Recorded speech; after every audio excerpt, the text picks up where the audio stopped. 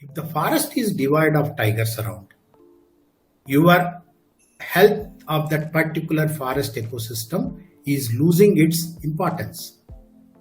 You lose the carnivores, then you will lose the herbivores, then you will lose the, what should I say, tree cover, herb cover. Finally, your water recharge capacity of those rivers will be lost. Finally, it will become a barren land, and which will be inhabitable not only by the so-called wildlife, animals and wildlife that we perceive, it will be inhabitable for even human beings also. Hello everyone, I am Apurva Singh, your host. And guess what? Today I am here with a very interesting and historic story of Panna Tiger Revival, together with the most prominent figure of the story, R. Srinivasan Murthy sir. For those who don't know him, he belonged to Indian Forest Service 1987 batch, Madhya Pradesh cadre. He was the man who revived tiger population in Panna from 0 to 32 tigers from 2009 to 2015, which is now 70 plus. He had written Chambal Management Plan in 2004 and was instrumental in reviving Gharial population. So, presenting to you the first episode of Stories. Hope you will enjoy it and get something insightful from that.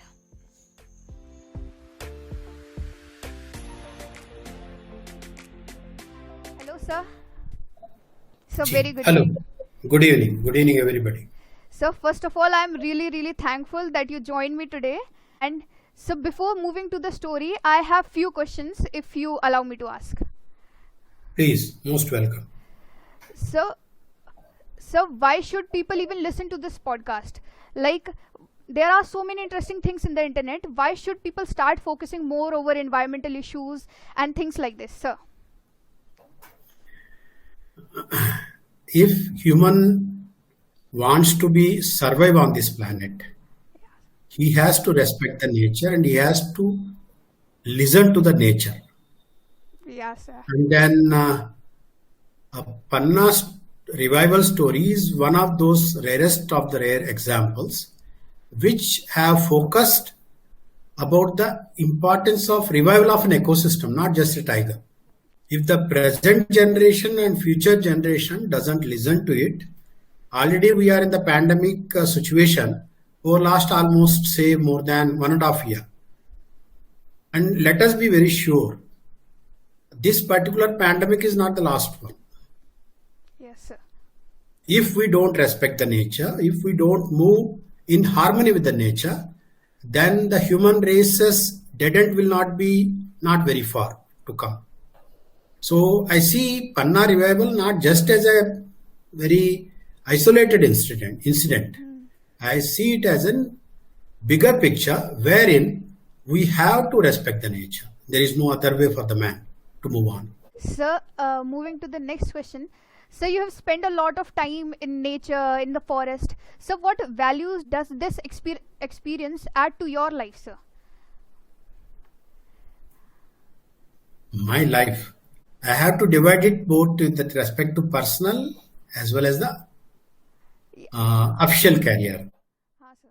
So for me, as a person, individual, I learned how important for me the oxygen is, and then how important for me the water is, and how important for me the food is.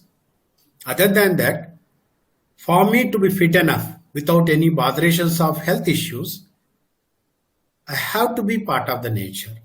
I have to move in tandem with the nature. That is the only solution that I can see for myself as an individual. Then, as I said, on a professional count, for me, I have learned something on academic basis and then started executing it for 20 years before I joined Panna. And then for me, Panna is an epitome of an example where I can execute some of those nature's principles to come in true. That's the most essential thing I have learned here. Another important thing I learned from Panna is that I learned how to move along with the people and take along the people with respect to the nature's revival. These are the two very important lessons for me. Sir, as I started understanding, in a nature, humans are really small part of them. But now people are understanding it like nature and human, they are different parts and they have to be balanced. So this understanding that this balance is really not equal, like nature is a very bigger part than human. So this disturbing balance, how it is going to affect in few coming years? It's only by realization that we are part of the nature. So, See, to put it in very simple terms, planet Earth. Let us put it in a bigger, what should I say, context. Planet Earth has seen several lives around, and planet Earth or Mother Earth does not require you as a species. Dinosaur has overgrown in all probability and started eating the Earth, and then there are ways to wipe out a particular species if someone has grown beyond a limit. And similarly, if the human being doesn't learn from the dinosaur example and start behaving that planet Earth or nature is made for him only, then there is a problem. These are some of the indications where pandemics and other issues with respect to our health and our own existence are some of the indications that the nature has provided you or indicated you, so you have to learn from it. If we continue the destructive development mode, then the day will not be very far when the human race will be wiped out. yeah, and understanding it with the example of dinosaurs, it's really easy to understand that we don't want to be extinct like dinosaurs. So, Every life will have a term, but at the same time, the main issue with the human being is that are we running towards the doom? yes, sir. If you start running towards your own doom, then your span of life on this earth will get shortened. So moving towards the Panna tiger revival story. So first of all, let me introduce this story in very simple terms to the audience. In 2009, the Panna lost all its tigers. With his heroic efforts and his, of course, his team's support, like we have grown from 0 to 60 tigers in just 12 years. And if it still is not a wow for you, let me tell you that there are just 2,900 tigers in the country and just around 3,900 or 4,000 tigers in the world. So, sir, first of all, there will be never enough thank yous for you. And, sir, there will be never enough thank yous and bow to the stories for this. First of all, proceeding with the questions. So, can you please give us a brief about the initial phases? Like, idea itself of thinking about of a revival of tiger in an area where it got extinct is really a challenging idea. What were the initial phases and initial challenges you faced? And also introduce the audience with the T1, T2, T3. Apurva, it's quite a big story, and I will not be able to comprehend the entire story here in few minutes. But for the benefit of everybody, I would like to share those issues. Yes, sir. In 2009, it came to the public that now Panna does have 0 tigers. There was a lot of transition phases in between, but still people were holding their breath in expectation that somehow the Panna's tigers population will get revived. But against those expectations, finally, all the investigations that were instituted by the government level side have finally come to know that Panna does not have any of its original tigers. So by January end, Panna Tiger Reserve has been almost declared officially as a 0 tiger reserve. So in such a situation, earlier the situation was that some male tigers were there in Panna. So the government machinery wanted to bring in 2 female tigers, that is T1 and T2. We christened this as T1 as T2 because T1 came first and T2 came as a second in the, what should I say, sequence. And T1, the female tiger, came from Bandhavgarh. T2, the female tiger, came from Kanha. So by the time they arrived at Panna, it was almost March 2009. So by that time, the rest of the males that were there inside the tiger reserve, they moved out. So actually, Panna had 0 tigers by that time, original tigers, except for these 2 tigers. So then finally another big investigation took place, and by say end of May or mid of May, it became to public's knowledge that now there are no tigers in Panna. There are a lot of acrimony and anger and then whatnot all around. So it was at that point of time I have been picked up by the government of Madhya Pradesh to be there in Panna as field director and to lead the tiger reintroduction or tiger revival program there. So from there, actually, the tiger reintroduction program started exactly as it you and me see it there. And then we brought a male tiger, because without a male tiger, you will not have a full family to move on.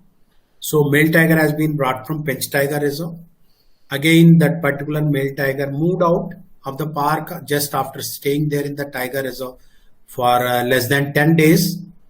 And that became a Herculean task for us to bring him back outside the tiger reserve. It wandered for more than 30 days and covered more than 440 kilometers zigzag. And then when he was brought back, and then we have played a lot of managerial interventions and tricks in simple parlance. And then finally now we are here at a situation where I would like to correct you. Today only field actor has issued a press note telling that there are 78 tigers within the tiger reserve as on today. That includes the cubs also. Around 28 cubs are there inside the tiger reserve. So this is a big story. And then other than these 78 living tigers, including the cubs in Panna Tiger Reserve, you have very easily another say 15 to 20 tigers there in the landscape moving here and there also. There is one meta population in Chitrakoot, and then that's another big story. One male tiger moved to Bandhavgarh. That's another very interesting story. So Panna story has created what should I say, wonders of a sort with respect to tiger conservation. And then entire world comes and looks towards Panna to learn many things with respect to tiger ecology. That is the situation. Thank you. So it is very interesting story indeed. So the walk of T3 was like very fascinating part for me. Like T3, so it should be a very challenging and very uncertain period that like T3 left the forest. So what was that phase like? What were the efforts you did, and what was the plan to bring that T3 back to the forest? To be sure, many of those things actually, what should I say, got constructed with our efforts. Because moving out of a tiger from a tiger reserve, that too at a initial reintroduction phase, was never thought of. Of course, there is a chance that tigers will move out, especially male tigers will move out. But going beyond a tiger reserve, that too more than 250 kilometers down south of the tiger reserve, is never heard of. Of course, these tigers were radio collared and they were fitted with satellite collar also. But you see, these satellite collars that even today we have are not made for Indian needs. What I mean to say is that they are tailor-made for some research there in the Western countries, including Africa. So those satellite connections that we are depending upon with respect to collars doesn't suit our time and doesn't meet our requirements also. Like I will tell you one simple example. The entire Indian landscape is made up of full of only, let's all say, rocks. It is all totally rocky terrain.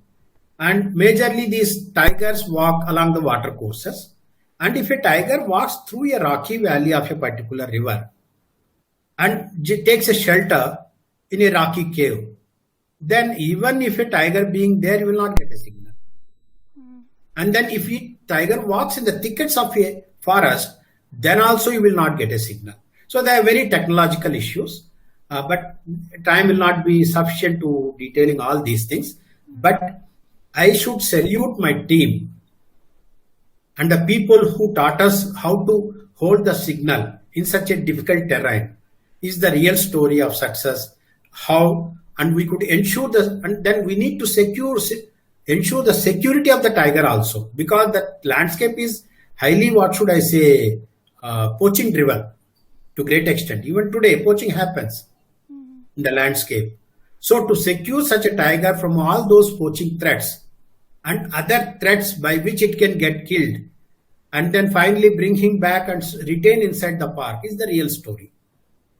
And most important issue is key having the endurance to move out along with the tiger where you don't have any facility for yourself to stay. For tiger, it's a habitat. For the human beings who are following it, it's really a big one, except only for the spirited people who will not, rest of the people cannot do such arduous task around. Thank you. Sir, like it is really like we all salute you and all the team in the Panna Tiger Reserve. I have seen nowadays also like people with radio collars, like tiger with the radio collar. A team walks with the tiger along with the tiger wherever the tiger goes. Watch It's the like, it's very difficult, Apurva, to imagine. yes, sir.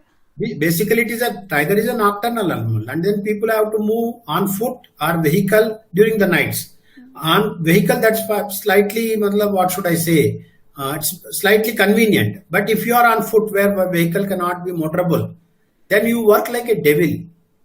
You don't know what is ahead of you in the dark, pitch dark. So that is the most important issue. Please. And so moving further with the T4 and T5 rewilding experiment. So this was also a really historic experiment, like rewilding of tigers. So something about this T4 and T5 experiment. Yes, this is another, had never been experienced before in the tiger conservation, all around the world rather. So to tell a long story in a short way, a particular female tiger was radio collared in Kanha Tiger Reserve way back in 2005. But because of some issues between the male and female, the male killed the female mother with 3 cubs, which are just not more than a month old. Since the female tiger was radio collared, people could pick up those cubs from the tiger reserve. And the then field director there, Mr. Kageshwar Nayak, had a plan for those cubs to try rewilding of those cubs, whether it is possible or not. So those cubs were brought up there in Khana in a bigger enclosure to see that whether an orphaned cub can be rewilded in the future or not. But by that time, these cubs have grown up for around 5 years. Panna was ready with its all technical know-how. By that time, T1, T2, T3 all settled.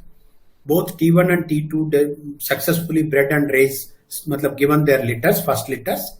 So the forest department and government of Madhya Pradesh thought that Panna can only be a place where such a new thing can be experimented. Of course, there were not many discussions of disagreements, but finally, once the decision was taken, me and my team really dedicated their life to see whether cubs can be, those orphaned semi-wild tigers can be rewilded or not. And then salutes my team, especially Mr. Vikram and Sanjeev and other team members.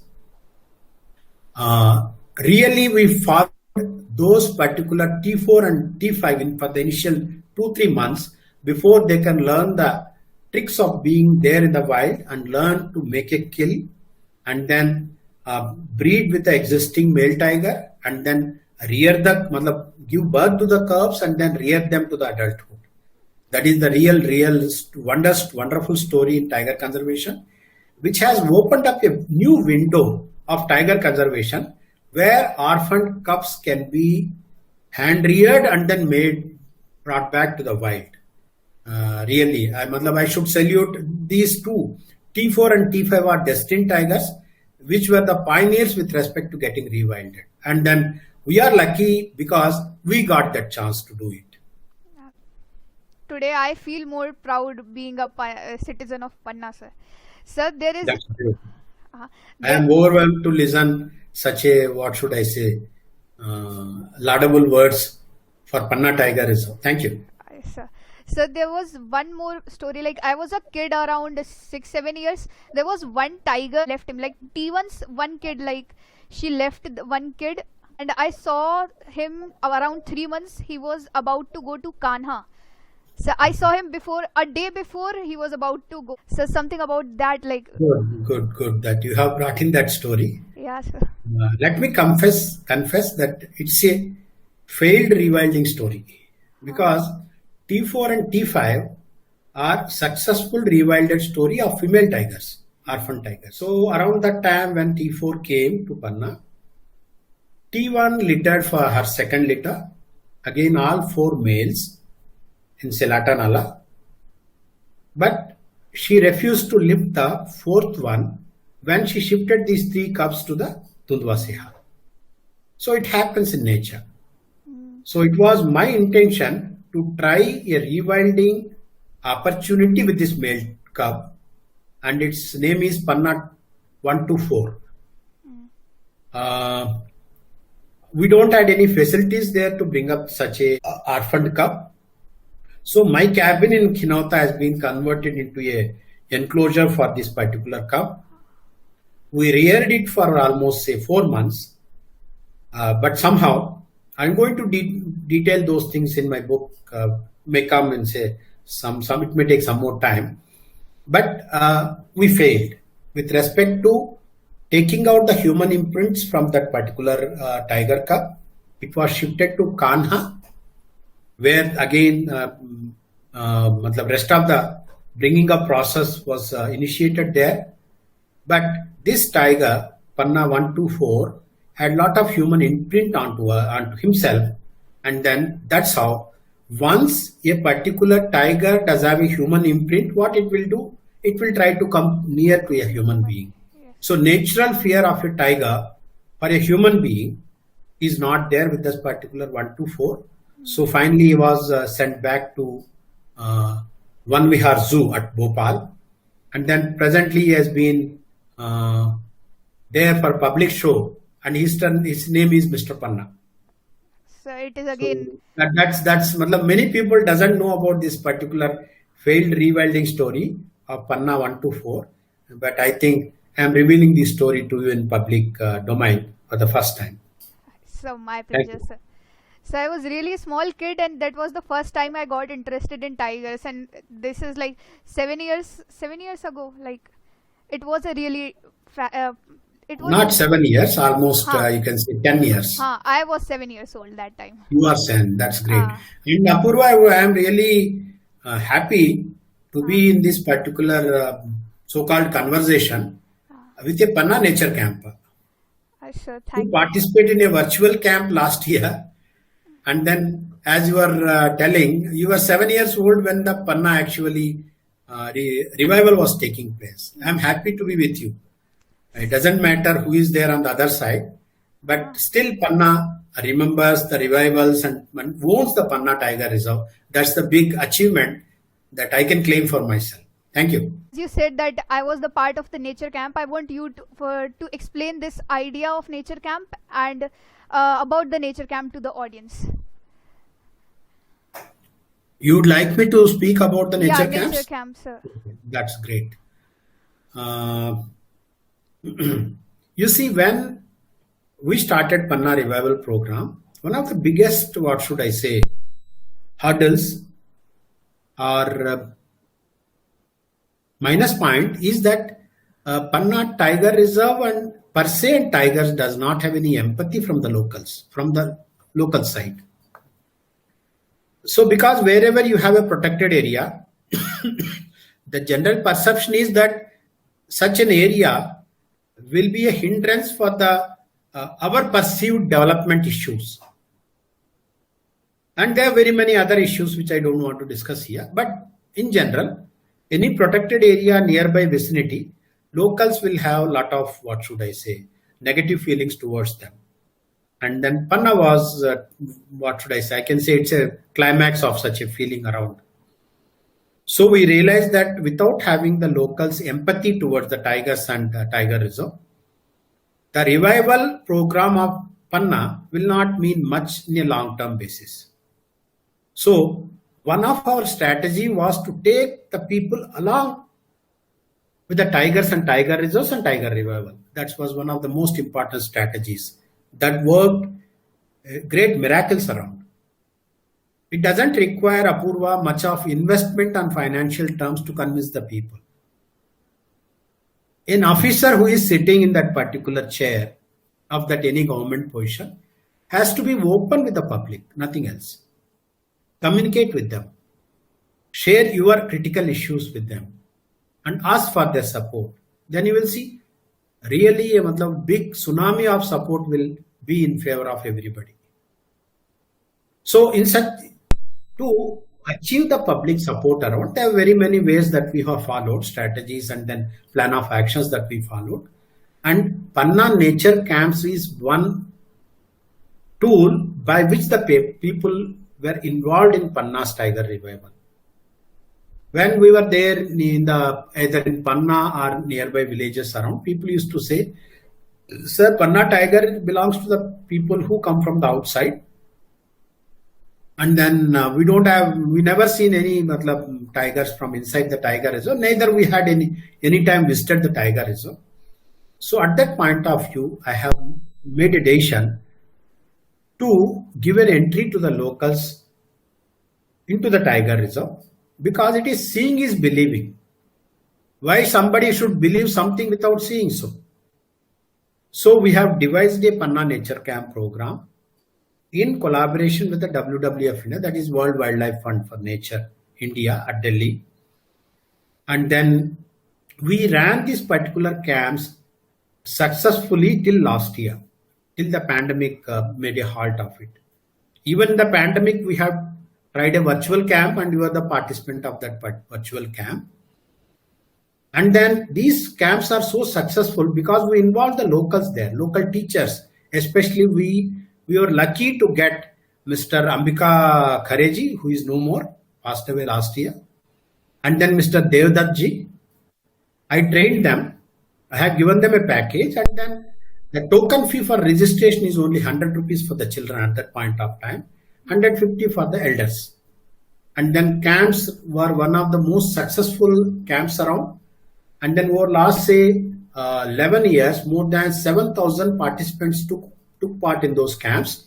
And these two teachers got the national recognition when they were awarded Green Teacher Award by the none other than the Sanctuary Asia magazine, which is only one reputed national wildlife magazine for the entire Asia. So it's such a big, recognition as well as the contribution from the campsite, because people within the Panna and other localities nearby started knowing about the Panna. And sir, I can call myself also a success of this Panna Nature Camp. That's good. That's how again you are taking it to the next level.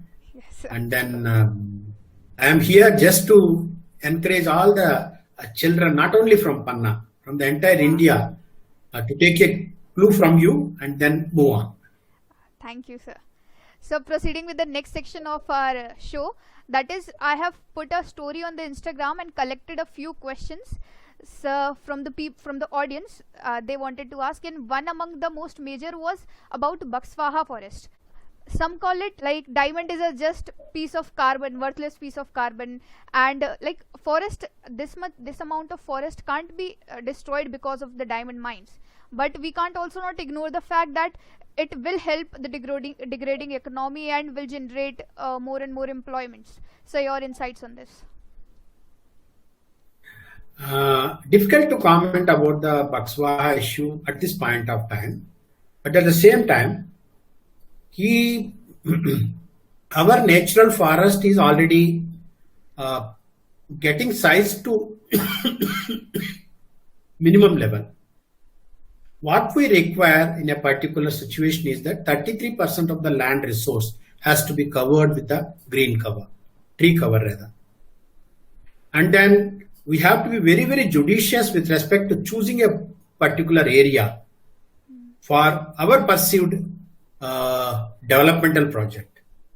And another important issue with this Bakswaha forest is that it is the part of the corridor of the tigers around, especially on the western side of the corridor. And then Bakswaha falls into that corridor. Very many things are there subjudicial at this point of time. But I would like to highlight one thing. We have to live in harmony with nature. We have to take the path of non-destructive development attitude. See, 3 days back, what happened there in Dharamshala? cloudburst took place. And then 8 months back, again there was a cloudburst where the river Bhagirathi started flowing and many people got lost away. Yes, sir. So what I mean to say is that our developmental attitude has to be in tune with the nature. It should not be against the nature. That's the most important issue. Yes, sir. Sir. And sir, one more question from the audience was, sir, this was a silly question, like why is tiger important? As I understand is this way, like carnivores are in the top of the food chain, so they really do affect the biodiversity. So my point was how it affected the biodiversity of Panna. Like why is tiger important? Okay, that's a very good question. Of course, this particular conversation is not interactive except between you and me. Otherwise, I would have asked that particular person, what is the indicator that that particular girl or boy, you and me, are healthy? In the present day pandemic situation, everybody knows we are healthy because our temperature is 98.4 degrees Fahrenheit or somewhere around 30 degrees Celsius, isn't it? That is the first indicator that we are healthy. So if you want to get an entry into a public place, the thermo gun will be there, which will be deciding whether you are COVID fit or unfit, so that whether you can be allowed inside or thrown outside. Similarly, we do have, see, three different natural resources, ecosystems. One is land. Land is a resource and land is an ecosystem. And second thing, you have an aquatic ecosystem, water. And third one is the ambience, that is the air. All three ecosystems are equally important for any life. So without land, water and air, no life can be possible on this earth. And for a land ecosystem to see that whether its particular land ecosystem is healthy or not, especially if it is a forested patch. For India, it is the tigers. Because tiger is the topmost predator, topmost carnivore in that particular ecosystem. Tiger can be replaced by a panther also. But topmost carnivore of that particular forested ecosystem has to be there in its all population dynamics. So tiger is an indicator species to denote the health of that particular forest ecosystem. Let me say, I will compare it with the agriculture ecosystem. Agriculture is there, basically it is there in the, what should I say, our control, humans control. But if the particular soil of a particular area does not have microbes, does not have earthworms around, then that soil is almost becoming dead. Without earthworms and without microbes and without the fungus and other micro ecosystems beneath the earth, that soil will not produce anything. It will become dead. So similarly, if the forest is devoid of tigers around, your health of that particular forest ecosystem is losing its importance. You lose the carnivores, then you will lose the herbivores, then you will lose the, what should I say, tree cover, herb cover. Finally, your water recharge capacity of those rivers will be lost. Finally, it will become a barren land, and which will be inhabitable not only by the so-called wildlife, animals and wildlife that we perceive, it will be inhabitable for even human beings. What is happening in Canada and Toronto? People are dying because the temperatures have shot up to 49 degrees Celsius. Imagine, can you and me can live there in such a climate situation? No, sir. And climate change is a reality. If I am going to put it in a very simple words, Hindi में जो कहेंगे, आप आलू को बाहर रख देना इतना टेम्परेचर में, वो चूल्हे की जरूरत नहीं, पानी की जरूरत नहीं, अपने आप उबल जाएगा. So there are very many issues that ensures the life on the planet, and then these animals and these organisms are indicators of health of a particular ecosystem. That's what I would like to say. Yes, sir. Means a tiger is a check check where we can Yes, know that. tiger is a checkpoint where you have to be very alert. And then what Panna has done, Panna, including the not only the Panna team per se, is the entire people from the landscape of Bundelkhand and Baghelkhand together given a chance to revive that particular indicator of that health of that forest ecosystem there. It really came up very well. Starting from zero, today you have say anywhere around say 100 tigers in the entire landscape, including Panna. It's not a small story for anybody to just to matlab, take it away like that. Yes, sir. Real contribution for the people from the people of the entire landscape for the revival of their own survival by helping the tiger around. That's the real essence of the story. Ji. Yeah, sir. So moving to the last question, that was like, if you have to give one message for each, like healthy functioning of life and healthy functioning of nature. To ensure that you don't spoil the ecosystem around, you don't misuse the natural resources around, thereby you can contribute for the, what should I say, better land ecosystem, better aquatic ecosystem, better ambience around, so that future requirements of the pure food and then clean water, clean air, as envisioned by our national song, that is Sujalam Sufalam Malaja Sitalam. Yes, sir. All these things can be ensured for the future generations to come. Because whatever the nature resource is there, it's a heritage of the future generations to come. We are only the trustees as on today. So this particular trusteeship has to be realized, understood, and passed on to the next generation in a very, what should I say, delicate way. That's the most essential message I would like to give to all. Thank you. Thank you, sir. So this was all my part, and it was really enlightening to talk to you. Like, I was really nervous before this all, but you made it all easy. No issue. I am really happy and proud of you, Apurva. Thank you, sir. From your participation into one virtual camp, and then you have taken the next step. Let us hope many people will follow you. Thank you. Thank you, everybody. Jai Hind. Thank you, sir. So this was all my part. So just let me know what you think about the video.